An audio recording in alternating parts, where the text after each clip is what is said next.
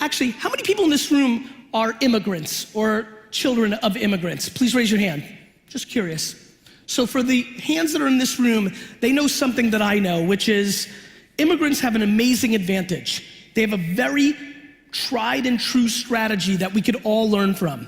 What immigrants are very good at doing is when they come to a new country, they work and they don't spend any money on dumb shit for 10 years. And so that's what my parents did. And eventually my dad was able to buy a small liquor store in New Jersey. I was a very entrepreneurial kid. I was day trading attention from a young age.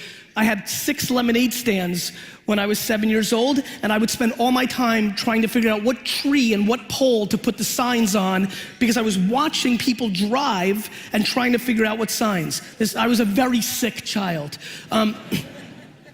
When I was 12 and 13, I was selling baseball cards, which were very popular in the United States at the time, and I was making $1,000 to $2,000 a weekend selling them in the malls of New Jersey, which was great, and I was rich for a young kid, and it was fantastic. But then my career changed. My dad dragged me into the liquor store, and I hated it at first, but luckily I realized that people collected wine. I was into collecting sports memorabilia. That was my passion, that was the connection.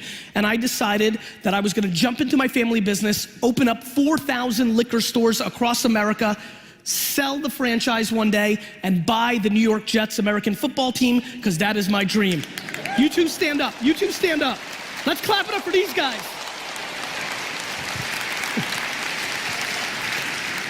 In 1994, I was in my dorm room in college. My friend came over to me, and I want to start wrapping this up and getting it to what matters to you. He brought me into a room. It was the first time I heard coo-coo-ch, which was the internet. I was very excited about it. I didn't know what it was. I said something stupid like, is this the information superhighway? I looked at it. This is, there's a lot of youngsters in here. This was 1994. I literally stood there and watched people on the internet for 5 hours. It was that crazy. It was just that insane. It was so new. And when I finally had my turn to go on there, within 20 minutes, I landed on a message board where people were trading and buying in cards, baseball cards. And I realized, my God, I can do business on this thing. And over the next year, I went headfirst and learned about eBay, learned about what was going on in Amazon, started learning the early internet culture, and in 1996, I launched WineLibrary.com, one of the first 2 e-commerce wine businesses in America. From 1998 to 2003, in a 5-year window, I grew my dad's business from a $3 to a $60 million business on very, very important terms that matter to this entire room. I had no money. It was a $3 million business that had 10% gross profit, $300,000 before expenses. There was no marketing budget. What I needed is to make every penny work like a dollar. So the strategy became day trading attention. When you day trade attention, my friends, here's what you do. You don't overspend on what everybody believes is tried and true. Every single company in this gorgeous conference right now is grossly overspending money on things that they've been doing for the last decade because it's the things that they accept, or the reporting justifies it, or they're just lazy to try something new. Everyone. And so what you do when you day trade attention is you have to find angles. What's underpriced? How many people here do email marketing or have done email marketing in their lives? Raise your hands. Perfect, a lot of you. In 1997, I started an email newsletter. Most people that came into my liquor store didn't even know what email was in 1997. I collected, and in 1998, I had a 200,000 person email newsletter with 91% open rates. Now, it's not because I was a genius, and I know a lot of you sit here just like I do with emails that are 13 to 23% open rates today. It's that in 1997, nobody was emailing. We hadn't ruined it yet. One thing I promise you, more than I know that the sun will come up tomorrow, I know that marketers ruin everything. We ruin the internet. I'm trying to ruin Snapchat and Musical.ly right now. We ruin shit. It's what we do. So it was 91% open rates there. Then Google AdWords came out. I bought the word wine on Google AdWords for 5 cents a click and owned it for 9 months before anybody bid me up because people were still on Yahoo. and Ask Jeeves and other shit like that. And so, that became the rinse and repeat. As I think about B2B players in this environment, it is stunning to me how many B2B businesses here do not understand that producing articles on medium.com, on LinkedIn, writing full content on Facebook in your feed, and then spending $100 in ads against employees of the company that you're trying to reach. Let me say that 3 more times, because the one thing I promised myself as I boarded last night in New York to get here is, I'm gonna give my talk, but I'm gonna give every single person in this audience one thing to take home, do, and then email and say thank you. So let me say it really slow. Right now, on this day, October 6th, right? Is that right? October 6th, 2016, the #1 deal, if you day trade attention like I do, in this market is Facebook ads. They are underpriced. They are underpriced because a lot of people in this room still debate what the ROI is, or even worse, they're emotional that Facebook organic reach has come down and now they have to pay for it. While you're emotional and sad that you don't reach as many things, the best ad product that I've seen since Google AdWords has emerged. Or even worse than both of those two scenarios, you haven't even done it yet. You've decided for your business, your customer is not on that platform, yet you've never spent $1 testing it to know if that's true or not. You've read a headline, you had a friend tell you, but you actually don't do it and you're not sure. We live in a world right now of headline readers. Everybody here has a lot of opinions about Facebook and Snapchat and Instagram and influencer and LinkedIn and Medium, but there's very few practitioners. There's very few people that have actually placed the ads. There are very few people that understand that the creative is the variable when you place an ad, and just because you did it once doesn't mean that it doesn't work. It might mean that the creative, the video and the picture that you put out just sucked.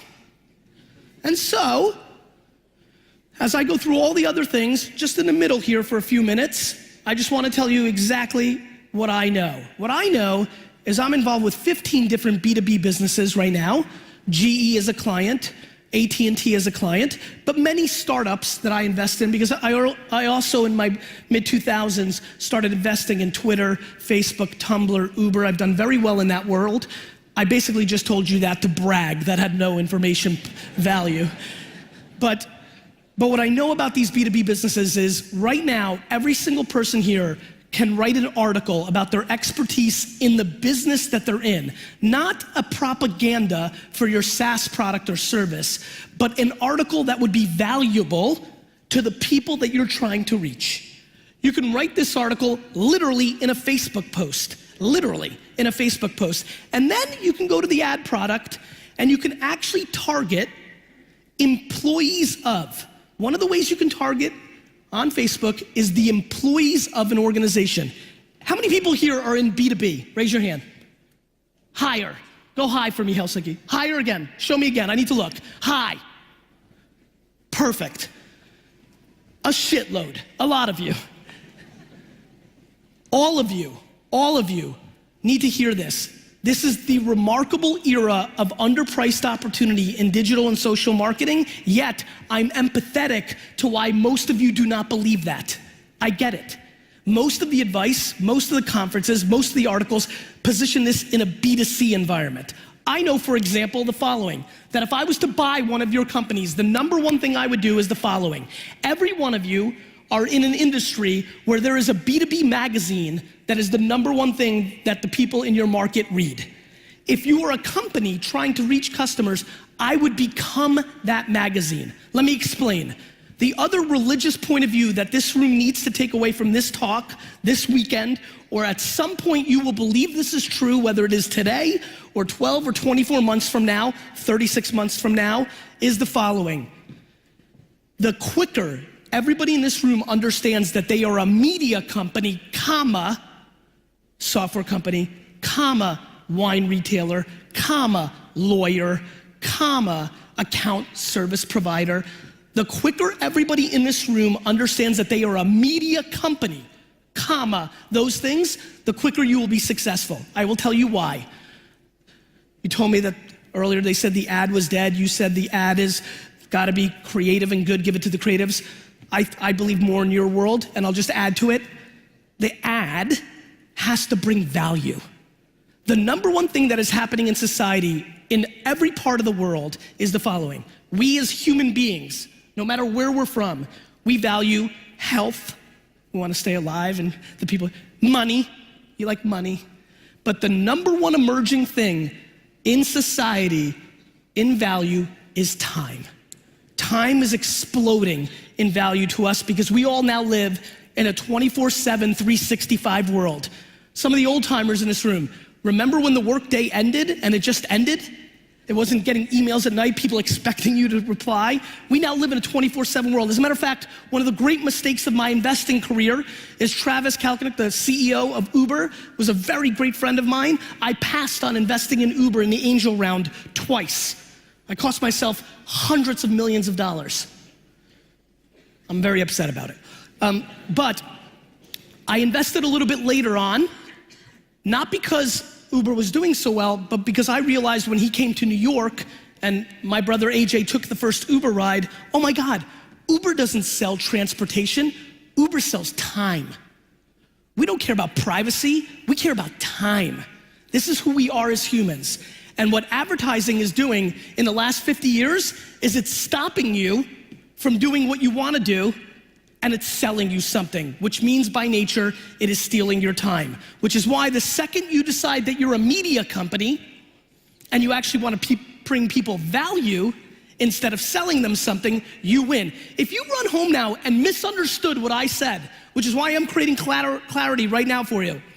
If you leave here and misunderstood what I said, you will go home, you will make a Facebook post, and you will write a propaganda or sales post, and you will push it, and it will not be successful. If you heard me loud and clear and understand who you're trying to reach, and you write an article about something that brings them value, you will win. For example, a small business in the United States that heard this talk 3 years ago from me started writing content about golf. They were a law firm, but what they understood was the people they were trying to reach were into golf. And they started writing content about golf and used that content as a gateway drug to close the clients.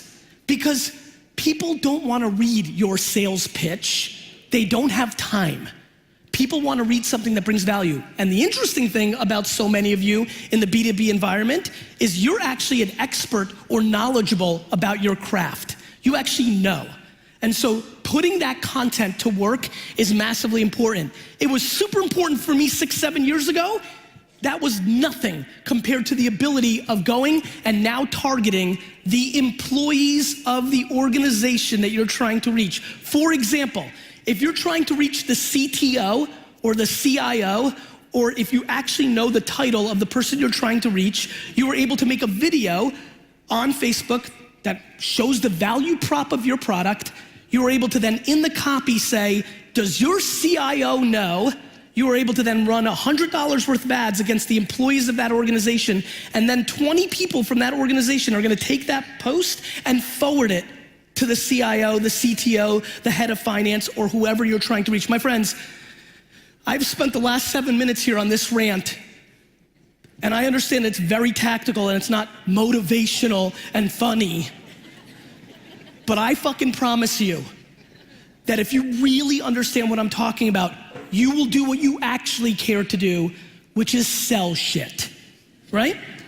We're running businesses here. So please, please understand that, because once you understand what I just spent my time on, how that works, you'll start understanding why every company here needs to hire an editor-in-chief. An editor-in-chief for your SaaS business, your law firm. An editor-in-chief, it's crazy. It's not something any of you would think, and I understand why, but you have to understand the playing field is changing.